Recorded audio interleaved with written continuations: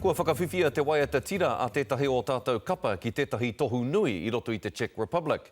Nā te tira waiata rangatahi o Aotearoa, te waiata tira a Te Manu Huia, ara a Waerenga-a-Hika, I kawe ki te ahurei a Pardubice, me te aha nā te pai o tā rātou kawe I taua waiata, I pakipaki tū ai te marea.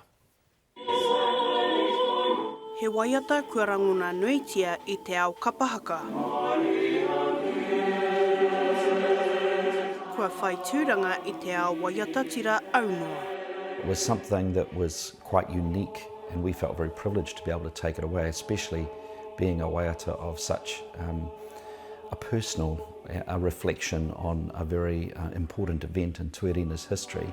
Engari kei te ngā kauwhakaiti te kaitito rangatahi. Nai kare ai te mohio. Ngari te ahua nei I toa rātau I ngā wāhanga katoa ni. I te mea he rere ke te momo o te tuku I o rātau reo waiata ne. He ahua e pēna I ngā reo anahera. I mauria e te ropu waiata tira rangatahi o Aotearoa, te waiata nei ki te rātau whakataetai. Engari I whai wāhi rātau ki te rena I te hono ki tētahi wāhi I wiwi e whai hono ngāna ki Aotearoa.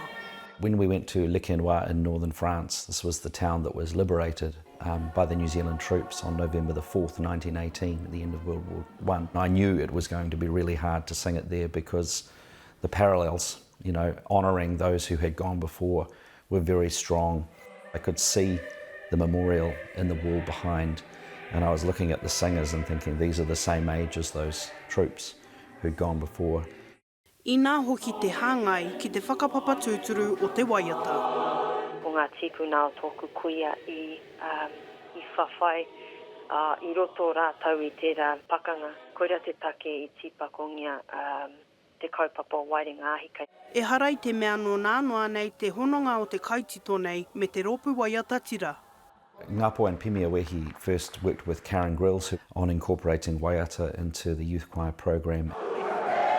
Mahitahi ngā tira e rua te wakahuia me te tira waiata nei a NZ Youth Choir ki ahi Karere.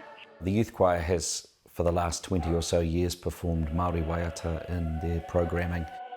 Kei tāwāhi tonu te rahinga o te tira, a taihua kia hoki mai rātau me ngā hua o te pakanga.